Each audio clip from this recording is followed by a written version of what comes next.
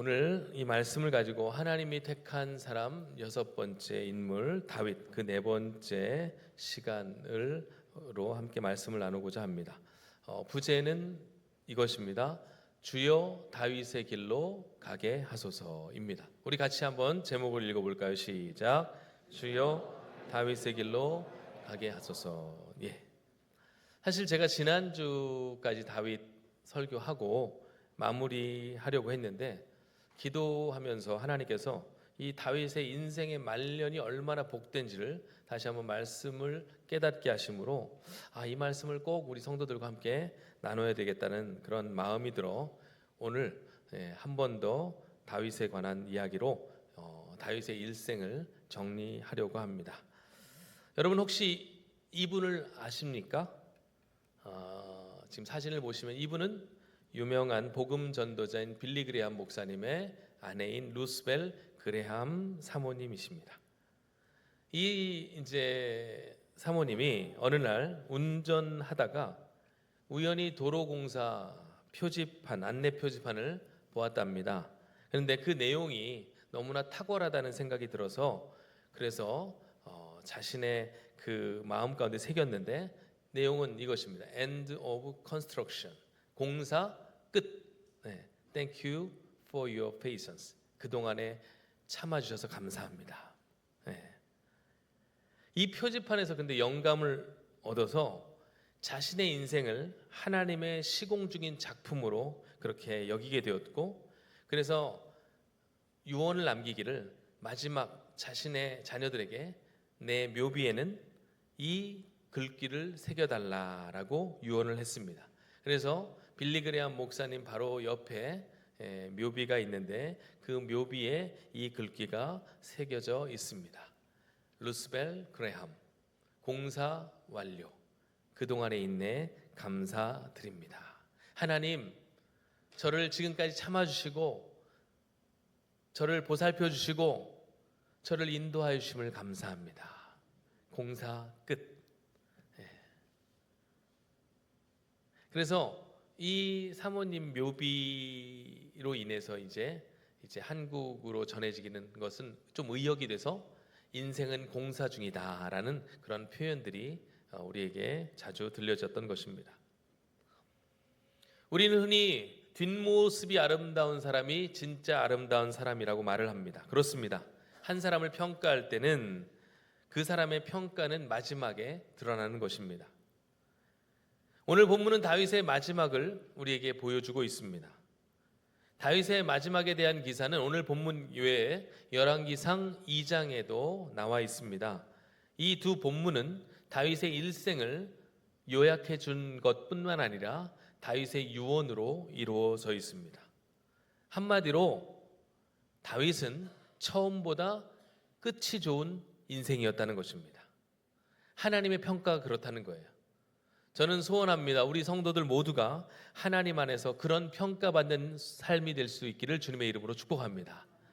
처음보다 끝이 복된 자, 처음보다 끝이 아름다운 인생, 이것이 우리의 평가가 될 수 있기를 바라요.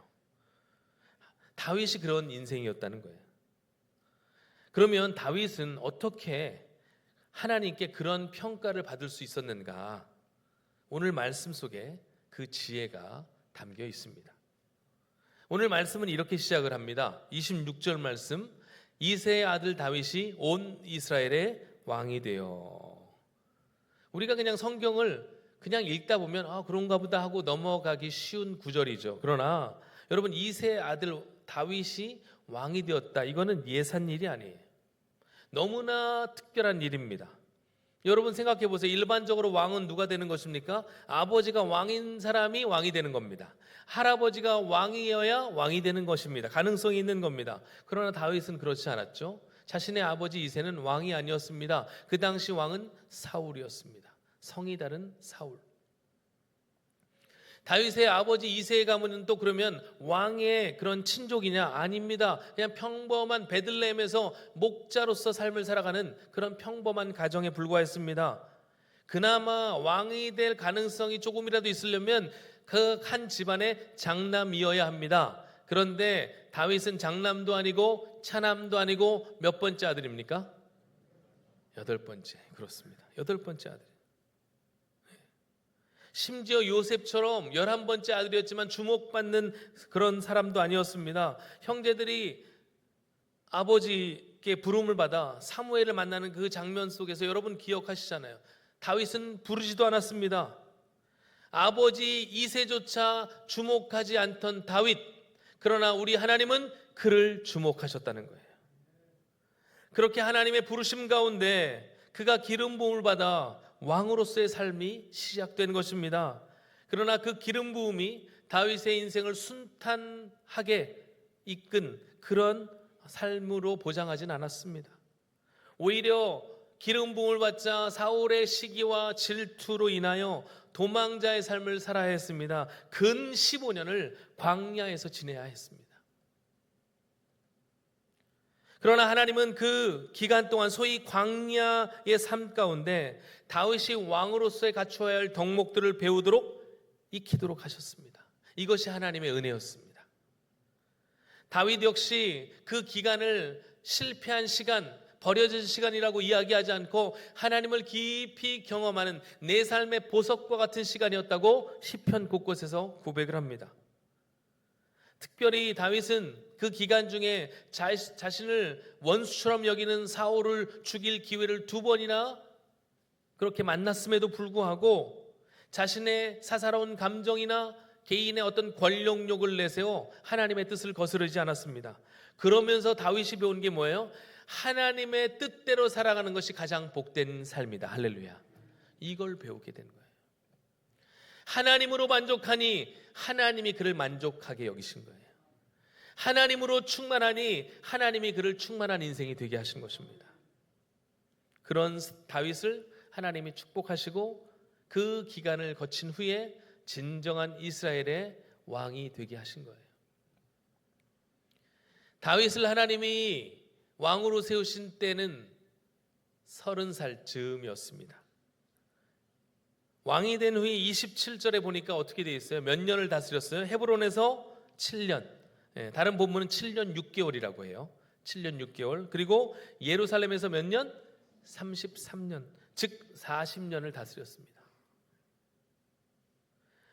제가 이스라엘의 다윗이 왕이 된 후에 여러 가지 사건들을 쭉 한번 정리를 해봤는데 참 많은 일들이 있었더라고요. 하나님께 은혜 받은 일들도 참 많았고 하나님께 축복받은 일도 많았는데 지난주에 살펴본 것처럼 다윗의 인생에서 지우고 싶은 사건도 있었습니다. 바로 밧세바 사건 같은. 그런데 사람들은 가십거리를 참 좋아해요. 이러쿵저러쿵, 특히 주목받는 인생, 남들이 훌륭하다고 하는 인생에 어떤 오점이 있으면 그걸 잡고 물어줍니다. 이 자그마한 결점을 크게 부각시키기를 좋아해요. 그러나 중요한 것은 사람들이 다윗을 어떻게 평가하느냐가 중요한 게 아니고 성경이 다윗을 어떻게 평가하느냐, 이게 가장 중요합니다. 우리의 인생도 마찬가지예요. 아무리 사람들에게 좋은 평가를 받아도 많은 업적을 남겨도 남은 것이 솔로몬의 고백처럼 헛됨밖에 없다면 우리 인생이 얼마나 허무합니까? 그리스도인에게 가장 중요한 것은 하나님의 평가라는 사실입니다. 하나님이 나를 어떻게 바라보실까? 하나님이 나의 인생을 어떻게 평가하실까가 가장 중요한 기준이 되어야 한다는 거예요. 그래서 우리는 성경의 평가를 주목해 볼 필요가 있습니다. 바로 29절 말씀, 다윗의 평가를 성경은 이렇게 내리고 있습니다. 29절 함께 읽겠습니다. 그가 나이 많아 늙도록 부하고 존귀를 누리다가 죽음에 그의 아들 솔로몬이 대신하여 왕이 되니라. 아멘. 다윗 인생 전체를 한 줄로 요약한 말씀이에요. 성경의 평가입니다. 2가지로 나뉘어져 있어요. 이게 무엇을 의미할까요? 첫 번째, 그가 나이 많아 늙도록 부하고 존귀를 누리다가 죽었다. 여기서 특별히 나이가 많아 할 때 이 많다라는 말은 단순히 나이가 많이 들어갔다라는 표현도 되지만 히브리어 어원은 충만한이라는 뜻과 함께 쓰인다고 합니다. 그러니까 충만한 삶을 살았다는 거예요. 그러니까 하나님이 허락하신 그의 삶 가운데 충만한 인생이었다는 것입니다. 당연히 세월이 가면 나이가 드는 것 그건 어쩔 수 없는 것입니다. 세월이 가면 가슴이 터질 듯한 그런 가사도 있어요. 이게 막 세월이 가면 어쩔 수 없어요. 그러고 보니까 저도 지천명이라고 불리우는 50이에요. 우리 교회 부임할 때 40대 초중반. 가끔 요즘에 스마트폰에 이상한 기능이 있어가지고 옛날 이맘때 사진이 제가 막 검색도 안 하는데 막 나와요. 추억의 사진 이렇게 해가지고 제가 부임 초기에 마스크 쓰고 막 성도들과 인사하는 사진, 막 이렇게 설교하는 사진 이렇게 있습니다. 막 보면 흰머리도 없고 주름살도 없고 머리숱도 풍성한 어여쁜 모습이었는데 오늘 아침 거울을 보니 그 모습은 온데간데 사라져 버렸습니다. 저도 그러니 우리 형님 누님들은 더 하시겠죠. 물론 단순히 오래 사는 것 좋은 것만은 아니라고 이야기합니다. 건강하게 오래 살고 건강하게 사명 감당할 때 복된 삶인 것입니다. 그런데 다윗은 젊을 때도 그랬지만 나이가 많아 늙어가면서도 어떤 삶을 살았다는 거예요? 하나님이 허락하신 그 범위 내에서 충만한 삶을 살았다는 것입니다. 그걸 증명하는 게 바로 부하고 존귀를 누렸다는 평가예요. 사실 그의 가문과 그 가문에서 다윗이 차지한 위상을 보면 그는 충만한 삶을 살 수 없는 별 볼 일 없는 인생의 전형이었습니다. 요즘 말로 하면 흙수저, 우리 교수님이 가르쳐 주신 말로 하면 이생망. 이생망이 뭐예요?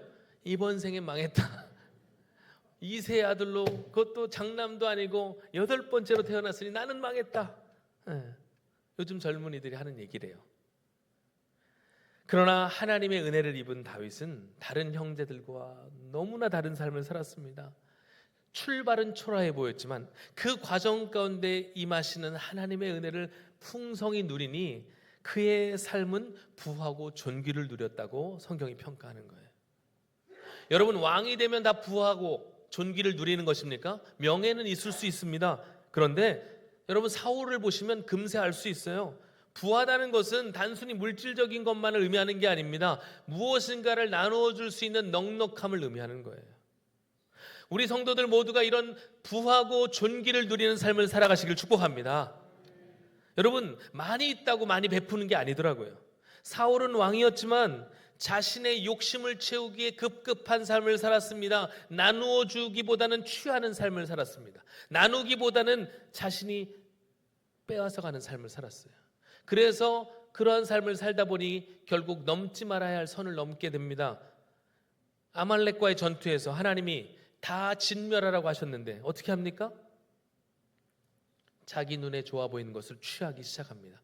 그래서 하나님의 심판을 받더라고요. 또 다윗이 인기를 얻자 명예욕이 발동하여 다윗을 죽이려고 쫓아다닙니다. 결국 하나님의 영이 사울을 떠나고 그 빈자리에 악령이 찾아오는 거예요. 출발은 남들보다 멋있었을지 몰라도 그의 결말은 비참한 삶이 되고야 말았습니다. 그러고 보면 우리의 자리가 우리의 인생을 보장하는 것 아닙니다. 우리의 능력이나 재물 또한 나의 미래를 보장하는 것 아닙니다. 여러분의 인생이 마지막까지 다윗처럼 부하고 존귀를 누리는 삶이 되시기를 바라십니까? 그렇다면 여러분 이 말씀에 귀를 기울이셔야 돼요. 그리고 이 말씀을 마음 가운데 인생의 좌우명으로 삼으십시오. 그러면 다윗은 어떻게 그런 삶을 살 수 있었는가? 그것을 우리가 다윗이 솔로몬에게 남긴 유언에서 확인해 볼 수가 있습니다. 열왕기상 2장에 말씀에 이런 말씀이 있어요. 같이 한번 읽어보겠습니다. 다윗이 죽을 날이 임박하매 그의 아들 솔로몬에게 명령하여 이르되 내가 이제 세상 모든 사람이 가는 길로 가게 되었노니 너는 힘써 대장부가 되고 내 하나님 여호와의 명령을 지켜 그 길로 행하여 그 법률과 계명과 율례와 증거를 모세의 율법에 기록된 대로 지키라. 그리하면 내가 무엇을 하든지 어디로 가든지 형통할지라. 아멘. 죽을 날이 임박한 다윗은 새롭게 왕위에 오를 솔로몬을 불러서 유언을 하면서 먼저 이렇게 이야기합니다. 내가 이제 세상 모든 사람이 가게 될 그 길을 가게 되었다. 이게 뭐예요? 죽음이죠. 그렇습니다. 사람마다 이 세상에서 가는 길은 너무나 다릅니다. 어떤 사람은 오솔길로 가고, 어떤 사람은 지름길로 가고, 어떤 사람은 넓은 대로를 가고, 어떤 사람은 숲길을 가기도 합니다. 각기 다른 길로 가기 마련이에요. 그러나 누구라도 피할 수 없는 하나의 길이 있습니다. 원하지 않아도 가야만 하는 길이 있습니다. 그것이 바로 죽음이에요. 이제 새롭게 왕위에 오를, 곧 이제 왕권을 가지고 새로운 임무를 수행할 솔로몬에게 첫 번째 들려준 다윗의 유언은 인생의 마지막이 있음을 알아야 한다는 거예요. 왜요? 그래야 가는 길을 명확히 볼 수 있기 때문에. 인생은 유한하기에 인생을 의지하지 말고 영원하신 하나님을 의지하는 것이 지혜임을 말씀하는 것입니다. 사람 의지하지 말라는 거예요. 왜냐하면 모든 사람은 다 그 길로 가니까. 유한한 피조세계, 유한한 사람 의지하지 말고 영원하신 하나님을 신뢰하며 의지하라. 그리고 이어지는 다윗이 남긴 최고의 유산은 뭔지 아세요? 형통의 기업입니다. 끊어지지 않을 확실한 축복의 법칙을 가르쳐주면 그 자녀는 결코 망하지 않습니다. 다윗은 솔로몬에게 단순히 종교의 의식을 잘 치르라고 권면하지 않아요. 힘써 대장부가 되라는 말이 그것을 의미합니다. 사람의 말에 치우치지 말라는 것입니다. 하나님의 길을 방해하는 수많은 유혹 가운데 진정한 믿음의 용사가 되라는 것입니다. 그 일에 마음을 걸고 인생을 걸라는 것입니다. 우리의 인생을 하나님께 걸면 하나님이 우리의 인생의 책임자가 되어주신다는 거예요. 다윗은 실제 어릴 적부터 그것을 수도 없이 경험했습니다. 아무도 자기를 지켜주지 않을 때, 막대기와 돌팔매 하나로 자신을 무장하고 있던 그때, 곰과 사자와 같은 맹수가 자신을 해하려 하는 그때, 하나님이 나의 유일한 보호자심을 믿고 하나님께 자신의 생명을 의탁했더니 하나님이 자신의 삶을 지켜주셨더라. 골리앗과 싸움에서도 마찬가지예요. 수도 없이 그는 그런 경험들을 통해서 하나님이 나의 전부가 되실 때 나 또한 하나님의 전부가 된다는 사실을 깨닫게 된 거예요. 여러분, 이것이 경험이고 이것이 간증이고 이것이 믿음의 고백인 줄 믿습니다. 인생을 하나님께 걸라는 거예요. 그렇게 하나님의 말씀대로, 하나님이 가르쳐 주신 대로 인도함을 받을 때 어디든 가든지 이기는 복을 받은 줄 믿습니다. 다윗은 어디를 가든지 이기는 축복을 받은 거예요. 말씀대로 살아가는 것이 우리의 삶을 최고로 안전하고 복된 길로 인도하는 그런 가장 좋은 길임을 여러분 믿으시길 바랍니다. 이것이 다윗이 부하고 존귀를 누렸다라는 의미 가운데 담겨 있는 말씀이에요. 그리고 두 번째, 솔로몬이 왕이 되었다고 이야기합니다. 이 말은 여러분 그냥 자연스럽게 아들이니까 왕이 되었다? 아니에요. 믿음의 다음 세대가 세워졌다는 것을 의미합니다. 아버지가 왕이라고 저절로 왕이 되는 게 아님을 우리는 사울 가문에서 확인할 수 있죠. 사울에게 아들이 없었습니까? 있었어요. 요나단이라는 아들, 왕자였습니다. 그러나 왕자 요나단은 왕이 되지 못했습니다. 왜요? 하나님의 은혜가 그에게 임하지 않았기 때문에 그래요. 사실 솔로몬 또한 다윗처럼 왕의 자격을 갖추지 못한 사람이었습니다. 다윗은 8번째 아들이었지만 솔로몬은 몇 번째 아들이었는지 아세요? 이걸 맞추시면 신학 박박사입니다. 제가 맞추시는 분을 본 적이 없어요. 밧세바의 아들로는 다 아시잖아요. 위에서 배다른 형들부터 쭉 따지면 10번째 정도 됩니다. 10번째. 그러니까 이 얘기는 무슨 얘기예요? 인간적으로 도저히 왕이 될 자격이 없던 사람이었다라는 거예요. 그런데 여러분, 하나님의 은혜가 그에게 임한 거예요. 솔로몬의 별명이 뭔지 아세요? 여디디아입니다. 여디디아. 하나님의 사랑을 입은 자다. 하나님이 다윗처럼 솔로몬을 세우신 거예요. 여러분, 우리 된 것은 다 하나님의 은혜인 줄 믿습니다. 하나님의 은혜 없이는 우리의 삶은 설명할 길이 없는 거예요. 다윗을 부르신 하나님이 솔로몬도 불러내시고 오늘 저와 여러분도 불러내신 것입니다. 그런데 모든 것이 하나님의 은혜라고 이야기를 하지만 그 과정 가운데 아버지 다윗의 헌신과 기도와 준비가 있었다는 것을 우리는 외면해서는 안 되는 거예요. 하나님이 그 다윗의 준비와 헌신을 기쁘게 받으셨다는 겁니다. 우리가 오늘 읽은 본문 말씀 앞에 10절부터 29장 10절부터는 다윗의 마지막 유언과도 같은 기도가 실려 있습니다. 여러분 집에 가셔서 꼭 이 말씀을 읽어보시길 바라요. 이 기도를 보면 여러분 이거 주세요 저거 주세요 그런 얘기 안 합니다. 다윗의 하나님을 향한 마음이 그대로 드러납니다. 하나님을 기쁘시게 하는 삶, 하나님을 최고로 여기는 삶이 무엇인지를 다윗의 기도를 통해 우리는 확인할 수가 있는 거예요. 여러분 최고의 헌신이 무엇인지 아세요? 하나님이 가장 기쁘게 받으시는 헌신이 무엇인지 아세요? 바로 하나님을 인정하는 삶입니다. 이것을 우리는 예배라고 하는 거예요. 예배하는 자는 하나님을 인정하는 자입니다. 하나님을 인정하는 자만이 예배할 수 있는 것입니다. 하나님을 예배하는 삶이 결국 하나님을 향한 최고의 헌신이라는 거예요. 그리고 이어지는 다윗의 고백을 한번 보십시오. 12절 13절 말씀 역대상 29장 같이 한번 읽어보겠습니다. 시작. 부와 귀가 주께로 말미암고 또 주는 만물의 주제가 되사 손에 권세와 능력이 있사오니 모든 사람을 크게 하심과 강하게 하심이 주의 손에 있나이다.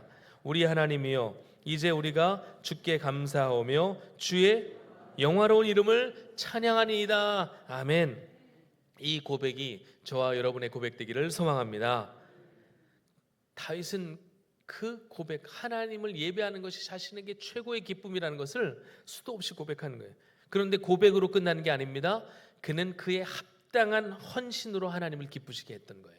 14절입니다. 같이 읽습니다. 나와 내 백성이 무엇이기에 이처럼 즐거운 마음으로 드릴 힘이 있었나이까. 모든 것이 주께로 말미암았사오니 우리가 주의 손에서 받은 것으로 주께 드렸을 뿐이니이다. 아멘. 여러분에게 한번 여쭤보고 싶어요. 여러분 하나님의 은혜를 받고 누리고 계십니까? 예. 다시 한번 몇 분만 받으시는 것 같아요. 다시 한번 묻겠습니다. 여러분은 하나님의 은혜를 받고 누리고 계십니까? 예. 그 하나님의 은혜를 받은 자의 특징은 뭘까요? 하나님께 아낌없이 드린다는 거예요. 나의 것 일부를 드리는 게 아니고 나의 전부를 드린다는 마음으로 다윗은 그렇게 일생을 살아왔던 거예요. 신앙생활을 시작하면서 무엇인가를 드린다는 걸 부담으로 여기는 분들이 있습니다. 특히 헌금 생활같이. 그 중에서도 11조 부분은 그렇습니다. 그런데 제 경험으로 드리면 이게 경험으로 말하면 의무로 드리면 사실 힘든 게 맞습니다. 그런데 그게 언제 조금은 용이해지냐 쉬워지냐 은혜를 받으니까 쉬워지더라고요. 여러분 은혜 받은 사람은 이걸 꼭 드려야 됩니까? 묻지 않아요. 그냥 합니다. 그리고 드리면서 어떠한 마음이 있어요? 더 드리고 싶어 합니다. 더 드리지 못해 안타까워하는 거예요. 이게 은혜 받은 자의 모습이고 은혜 받았던 성령 충만한 초대교회의 모습입니다.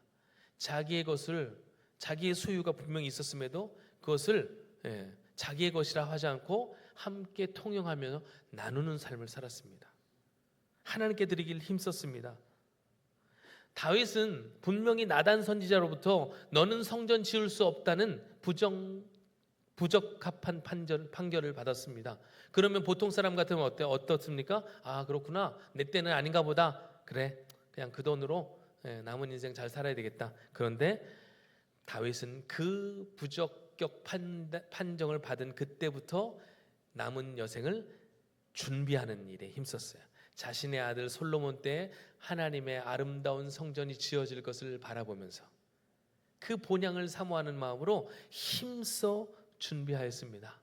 그래서 역대상 29장 2절에 보면 그가 하나님을 성전을 위하여 힘을 다해 준비했다라고 이야기하고 그 뒤에 무엇들을 준비했는지 다양한 보석들이 언급이 되는데 그리고 3절에 보면 하나님의 전을 사모해서 또 이런 표현이 있어요.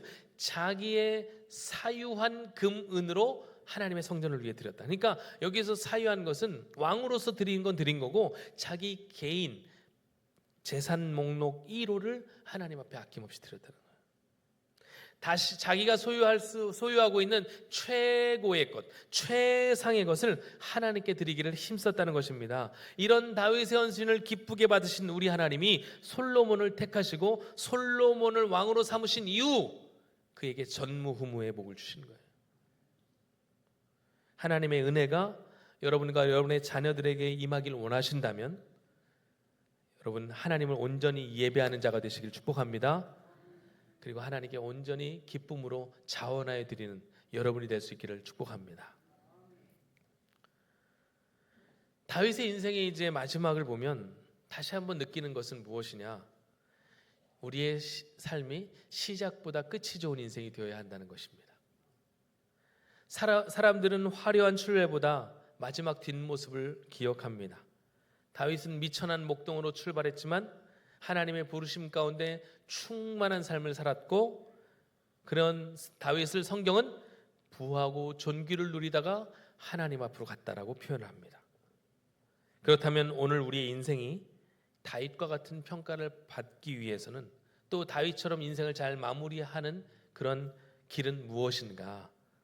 먼저 여러분 하나님의 말씀을 붙드십시오. 말씀을 따라 사는 자에게 형통의 복을 주시는 줄 믿습니다. 둘째로 믿음의 다음 세대를 세워가는 일에 힘을 써야 합니다.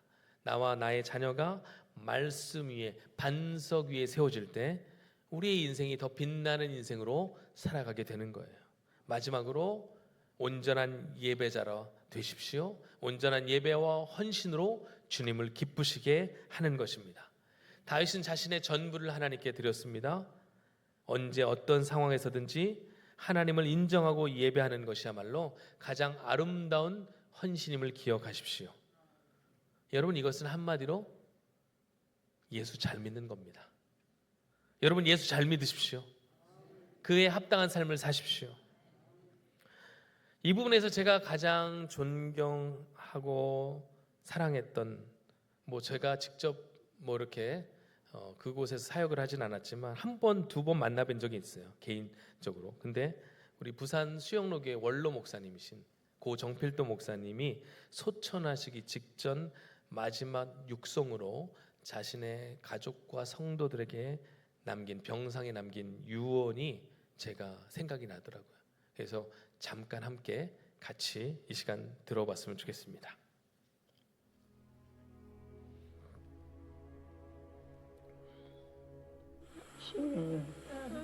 더 크게 우리를 쓰실 것이 적당히 생각하지 말고 확신해가지고 믿음으로 살아서 신앙과의 사랑한 것보다 10배 이상 열매가 나타나고 능력이 나타나고 오늘 열매가 일어나게 될 줄 믿습니다. 하지만 아주 하나님께 영광 돌리며 더 능력 있는 하나님의 성령의 그리스도의 성령의 능력의 성령의 종이 되어서 더 놀라운 일어나는 우리 모두가 될 줄로 믿습니다. 예수님의 이름으로 확실히 선포합니다. 감사합니다. 이 일에 동참해 주신 여러분 또 우리 식구들 그대로 믿음을 가지고 그대로 열매 맺고 그대로 쓰임받는 나와 함께 일한 주의 종들이 될 줄로 믿습니다. 예수님의 이름으로 기도합니다. 아멘. 우리의 마지막 삶이 다윗처럼 하나님 보시기에 아름다운 삶이, 우리 정필동 목사님의 유언처럼 열매 맺는 복된 성도의 삶이 될 수 있기를 주님의 이름으로 축복합니다. 우리 함께 찬양하고 기도하도록 하겠습니다. 주의 자녀로 산다는 것은 함께 찬양하겠습니다. 가사를 생각하면서 우리 이 찬양 함께 고백했으면 좋겠습니다.